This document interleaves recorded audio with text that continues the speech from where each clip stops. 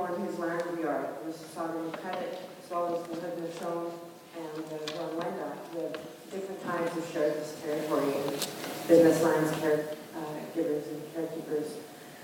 I also really want us to thank the Women and Gender Studies Institute at the University of Toronto, Sister Bonnie McElhaney. I can't pronounce that name, but this woman pointed out the Community Knowledge Alliance Fund, without which we wouldn't have been able to do this. No More Silence is not getting any funding.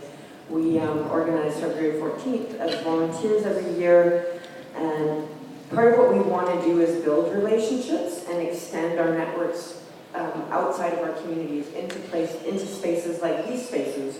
Andrea Smith is someone whose work we've been watching for a long time, so we were thrilled to have this opportunity to bring people, because I really do think that we need to build relationships. If we're going to create this better way of being together, we're going to have to do it in the same rooms.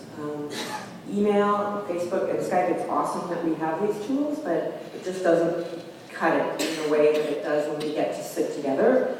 I think people can feel the energy that we have in this room, the energy of women who work as hard as the women that we have in front of us.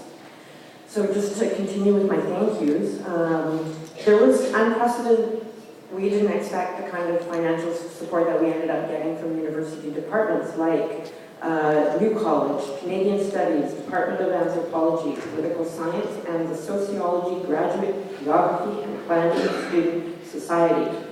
I put that down to I Will Know More and the roundbacks that have, sort of rocked the native winter and that are going to soon be starting up again. I think people are slowly starting to realize that we can no longer tolerate the kind of racism that makes violence against Indigenous women acceptable in the ways that we've heard about, in the heart-wrenching ways that we've heard about today. I also want to thank Rabble TV for live streaming. We do have guests who are watching this online, and we will be able to record and archive this, because this is actually the third in a series of discussions that we've been having since about, summer 2011? We had our first event entitled The Silence is Broken, Now What? For a long time it was just about getting the word out, and we've managed to do that, but we know that that has not changed the levels of violence. Actually, as we know, with the blowback against I Will Know More, the violence is actually getting worse. And we have a government that has a strong agenda a resource extraction agenda that is going to cause more violence on the land. And in the places where that happens, the levels of violence against Indigenous women and the communities that are in the way are going to continue to go up. So, questions? Any questions from the audience? Can you come down to the mic?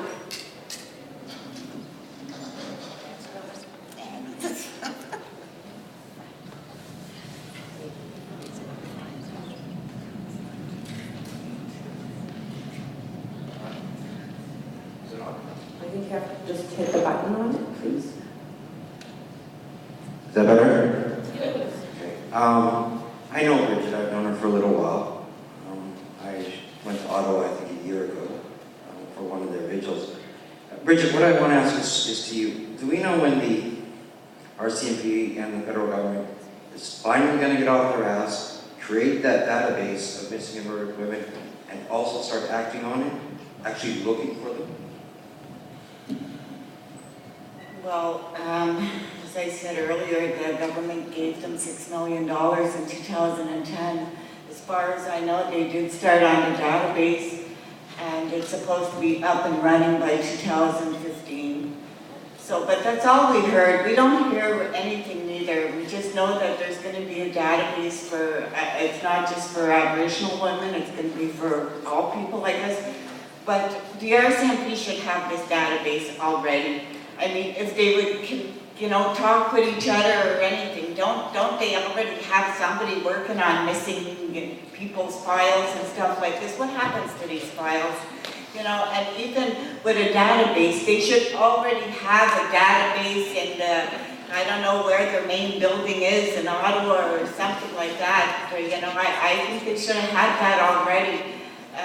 I really don't know what's going to happen. I also know that they had one Aboriginal person working all across Canada for the missing and murdered women. As far as I'm concerned, I think there should be one person in every city working on this, but that's our government. Okay, we have a couple more questions. Can you please let us know who the question was directed at to? I just like anyone who has some experience with this issue. Is this working? If you need to go closer, like make out with it, yeah. Anybody?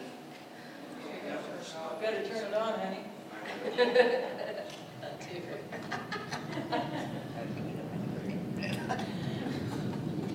So, there we go. I know a lot of the women in this room, a lot of the people in this room. I've done a lot of work around community building and capacity building and building networks and hopefully find the strength to build the worlds that we want to live in rather than demanding them from people who are probably not going to give them to us. And I heard one of the panelists mention something about looking for other solutions, examples, and she suggested some practical forms of doing that, such as providing transportation, housing, food. What is it that women need to come together and build strength together?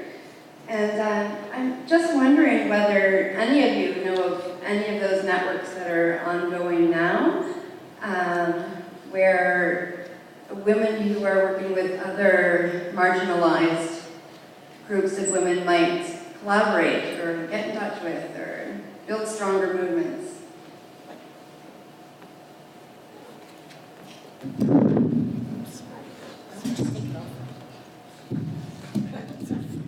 Can you repeat that last part of that question? So I guess where it's coming from is that myself and a group of women in the Toronto area are working with mothers who have been marginalized because of their substance use. And that's a tough one, right? Because there's a lot of misinformation and a lot of BS that comes with it. And it's really hard for women to overcome and to, even the women who are directly impacted, it's hard for those women to come together and overcome their internalized oppression, right? So I guess just what I'm asking you is, who would be some strong collaborators? Who has addressed some of these issues in the past who we may learn from? Are you asking specifically for the Toronto area? It could be Toronto area, I mean, that's where we're located, but not necessarily. I was just going to say, I don't know in terms of specific collaborators, but just that I think there's a lot of communities doing work on their own because they've had to with a lack of resources. So, uh-oh. Okay, I'm sorry, I have to get the throat locked.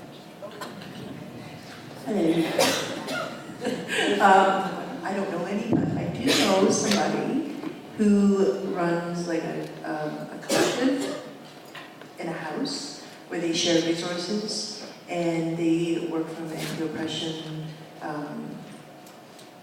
framework, and they do accountability, and everything is collaborating together, and then it's put out into the community. I've never seen anything like that before, actually. So, and that's only in Ottawa that I know of, and it's started by a group of people who are activists and working on decolonization. And I believe they're not Indigenous, or a few of them are Indigenous. I'm not really sure, but I have seen something like that. It would be, I mean, I think that they would call it a collective. Yeah. So that's the only example that I could speak to. But I'm sure, like, if you did some research, you could probably start one.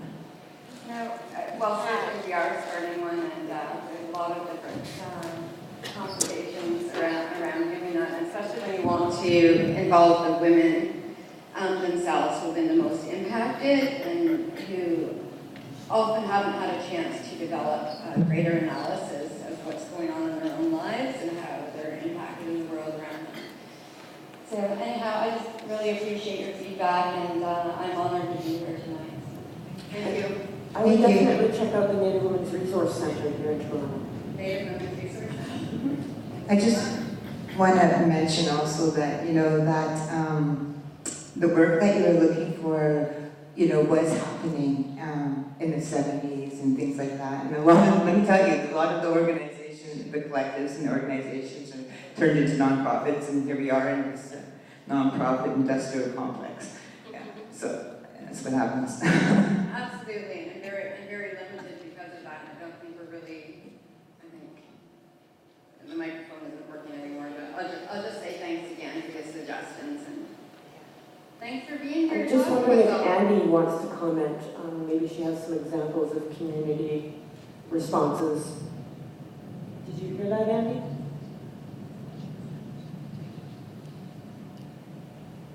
She got mute still? Can, Oh, I thought I tried. okay, we're just gonna. I'm not sure if you heard that last question, Andy. Yeah, I'm turning the volume back on. It should be, just hold on. One second. Whose computer is this?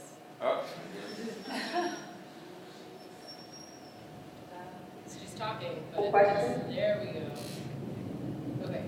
Yeah, we're not sure how much you heard of the, while you were muted. If you wanted to give some examples of community responses? Yeah. Can you hear me? Yes? Yeah.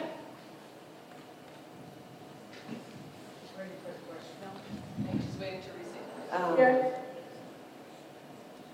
So, What was the full question? We were talking a little about marginalized, women who have been marginalized for various reasons, which are probably too complex to go into fully here. But there's a collective of women in the GTA who are working with women who have... speak right into the mic.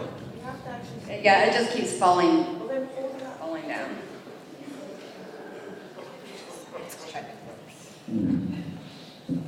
Thank you so much. So yeah, some of the most marginalized women, in my opinion, are women who are affected by colonization and racialization and ableism around their substance use and our ways of coping with the larger systems of oppression. And so we've come together as a small collective in Toronto to try and address some of these issues and to have women who have been most impacted to have their voices at the forefront of this collective. And it becomes complicated because of internalized oppression. Many of these women have not been given the opportunity to develop a larger analysis around, some of the bigger pictures that are going on, like colonization. And I'm not just a piece of shit because I'm a junkie and the government says so.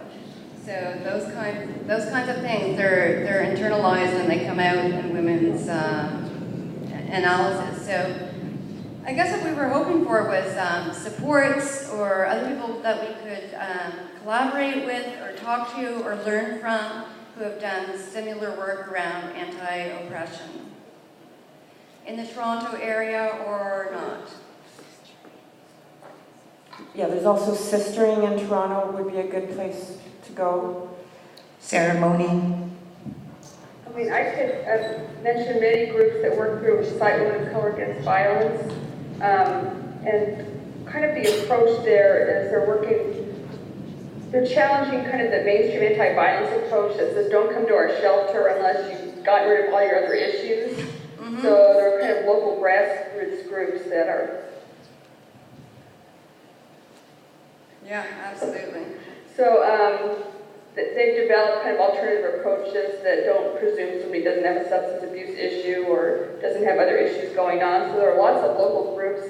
So I'd be happy to email some of these contacts, but perhaps contacting a Cite Women of Color Against Violence could put you in touch with all the different local efforts and all the resources that they've shared. That would be really And amazing. part of the, I think, approach is developing an entryway so that you don't have to come in already having an analysis of colonialism, et cetera. So integrating, say, basic needs people need with the education. So one group, for instance, started a daycare cooperative. For people who needed daycare, but then integrated kind of the anti-colonial education while providing the daycare cooperative services. So sort of integrating the in Austin, Texas. It's working primarily with young women of color who's dealing with all these issues, but putting it in kind of this larger political frame. So there's a lot of great projects. I think the catch is that we need to kind of network, know what each other is doing, so we can kind of learn from each other's efforts.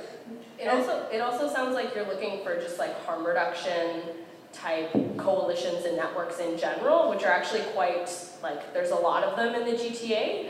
So I would even ask around, and we do need to move on to the next question, but I would even just look at, like, there's harm reduction coalitions, alliances, like, individual organizations that implement harm reduction sometimes without calling it that, or they're doing it on the slide, because currently in Health Canada you can't say harm reduction. So I would even just, generally harm reduction is happening in the GTA, connect with people who are doing that. So thank you. Yeah, I greatly appreciate all that input. Thanks very much, Lynn. Thank you. Hello, my name is Sophia. I come from East Africa. I'm from Kenya, and I know we have that shared history of colonization. And in Kenya, for instance, it's not on the same level, but the British Army come to train in Kenya every year, and a lot of the sex workers, women sex workers, disappear. They get murdered. Nobody knows what to do, because unfortunately our systems are complicit with. We are formally independent, but really we are not as independent as we'd like to think. And in Mombasa, when the military, the American military, come to play there, and all the women from upcountry go. And there was one specific case of a Kenyan woman who was stabbed 50 times by an American Marine with a broken beer bottle. And his family, his parents came to Mombasa, picked him up, took him back home, and nothing happened. As in follow-up, or even as in what's happening to him. Are they taking him to court or anything like that? So there was only one guy who was, I think, a judge in Mombasa who resigned in protest. That case stuck with me, and when I came to Canada and realized the extent of the violence against Indigenous women, I was really outraged. I was doing my undergrad at the University of Toronto, and First Nations House was my second home on campus. And I read quite a number of books, Andrea Smith's books. Thank you, Andrea, for writing such powerful books. But my question is, my master's thesis, also looks at the an analysis of the state violence against women of color in Canada and Indigenous women. It's comparative analysis. And there's a lot there. But my question is, I've come across the number 500 so many times when I was doing my research. And I have my own theory, but I'd like to put a question to the panel, perhaps. Why is it not moving away from 500, as we know, obviously, that there are so many, the number is so much more? I'll comment really briefly. We spoke about this earlier. Essentially, there hasn't been enough research done. We have, Normal Silence cites the names that we actually know exist, and those names, those numbers were compiled by the Sisters of Spirit program that was mentioned earlier, and stopped at 580. But we don't actually know, and that is part of the problem, that we need to have ways and means. And we spent some time today talking about beginning to do that work ourselves. Since, as Andrea also pointed out in her talk, we can't really rely on the state and on the colonizer to do this work for us. So that's the Absolutely. And I'd like to thank the panel and the Sisters in Spirit for not giving up and resisting. I congratulate you for keeping up the spirit. I'm going to take one more question, and then hopefully we'll have maybe two drums in the audience, I think, that can come up and help us end with a song. One more question.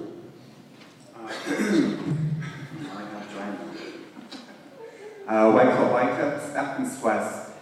My name is Jeffrey McNeil. I'm Step-Welcome from Kamloops, and it's Kamloops, British Columbia. I have a question for the panelists, and it's around the inclusion of other expressions of womanhood.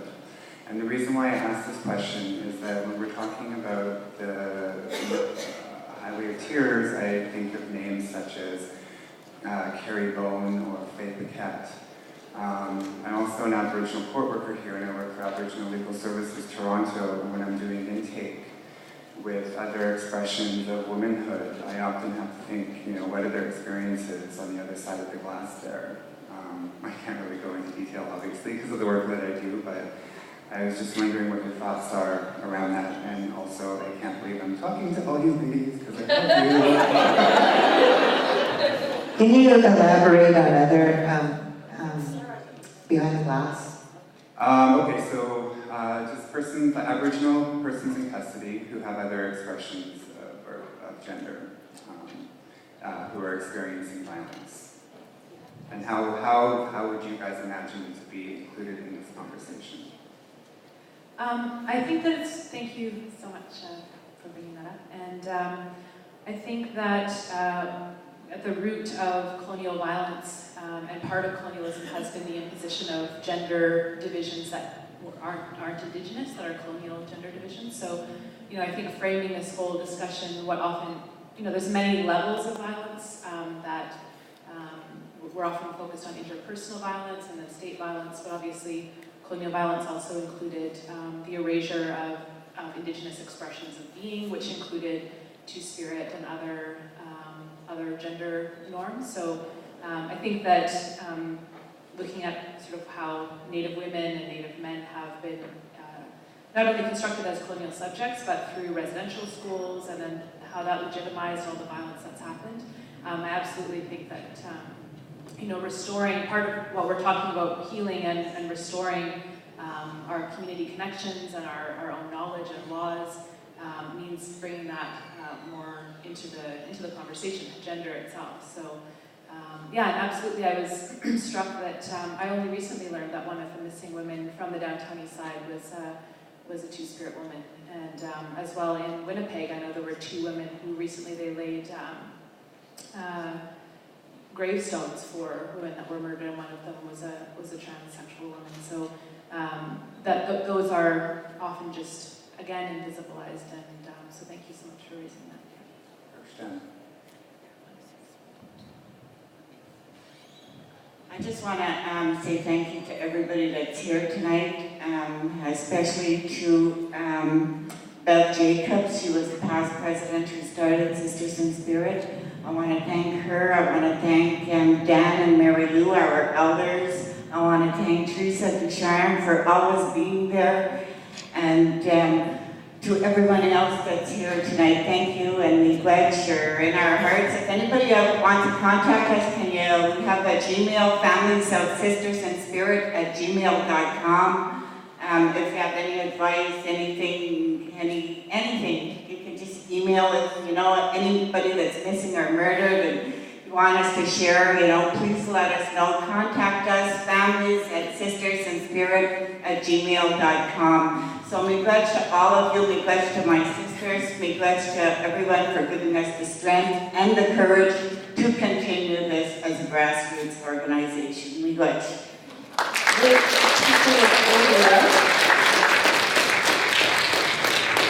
And hopefully we'll just get some last words from Andrea. There was one last question on the inclusion of women with other expressions of womanhood and how to include those women in our conversations. Or closing remarks, Andy, whatever you're comfortable with at this point.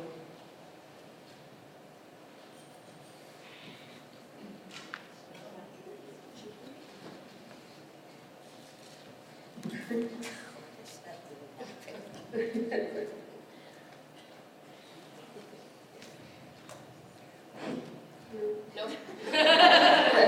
Okay.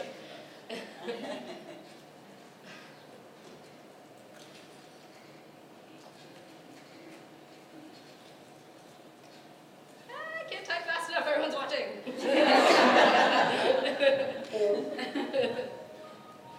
Oh, yeah. Yeah, if we look at the imposition of patriarchy in Native communities, that necessarily requires the imposition of a binary gender system. So that has to be critical to the project of decolonization. Again, it's not simply about how do we treat people who are two-spirit or trans people within Native communities, but if we don't really address transphobia or heteronormativity, then we again cannot get to the issues of colonialism, because heteronormativity was a key strategy for domesticating Native people to transform Native societies that were threatening because of their alternative sovereignties that they represented, and to domesticate them into colonial nuclear family structures that could be more easily managed by the colonial system. There's actually a great book on this that came out not too long ago, When Did Indians Become Straight?, that traces how the imposition of heteronormativity really helped effectuate colonialism itself. So I think this is something that needs to be central to our project for decolonization. It's not a simple add-on, it's something that has to be central to our work. And so, and there's also a lot of great work coming out that kind of shows how central it is to it. So yeah, I think this is important, and I think we're going to continue to see great organizing and leadership and analysis coming from this. Awesome, thank you. And just a reminder that Andy will be back in September, so we'll be continuing this conversation. Now I'd like to ask Chandra to come up with her drum, and anybody who wants to join her so we can sing the Strong Woman song. How about that? And then we can close. And thank you everybody very much for coming. Don't forget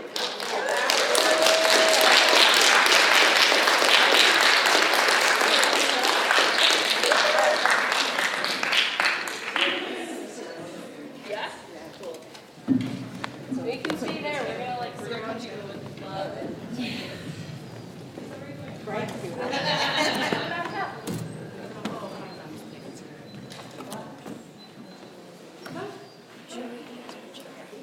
you. I'm going to introduce the song. Okay, now I'm standing up. Can you hear me now? Karaoke. Things? Yeah. It's not about a closing.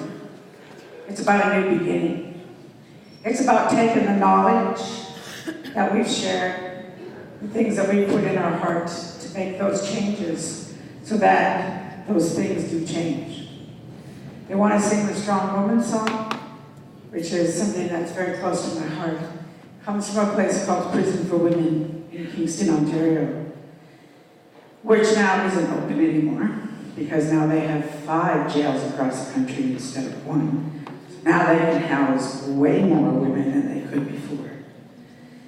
And during, I think it was about 1990, we lost 6 Native women in 2 years there.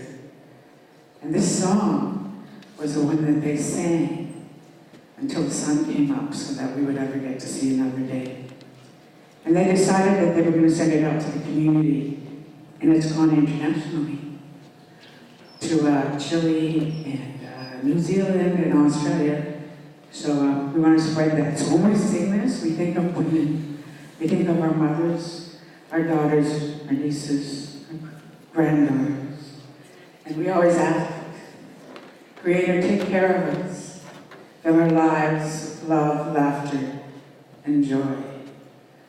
Creator, no woman needs to die tonight or tomorrow from violence in this country. Keep us safe. Keep us smiling. And so we stand in honor of all our women. This is Strong Woman song.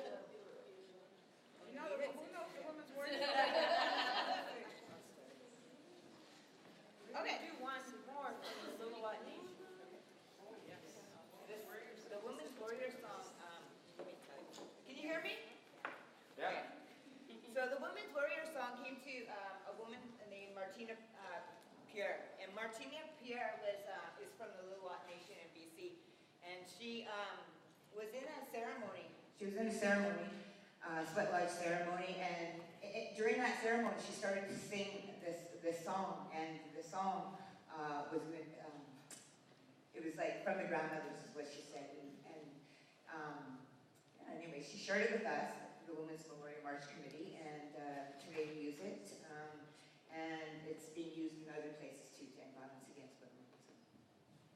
And it's called the Women's Warrior Song. What's really interesting about this song? No, I'm serious. Okay, I won't tell you. Go ahead. Okay, let me tell you then. So, a group of people, they're First Nations, but they're Christian First Nations, and they went to the Wailing Wall in Jerusalem. And so they went over there, and they went to go share, like in a cultural sharing space with the people over there. And the First Nations were singing, you know, the Women's Warrior Song, and all the people, like the priests and everybody were getting all excited because, like, oh my God, they're singing the song, right? Because I think there are songs over there, some of them are very sacred, they're only sung at certain times and sung by certain peoples, and that was one of the songs.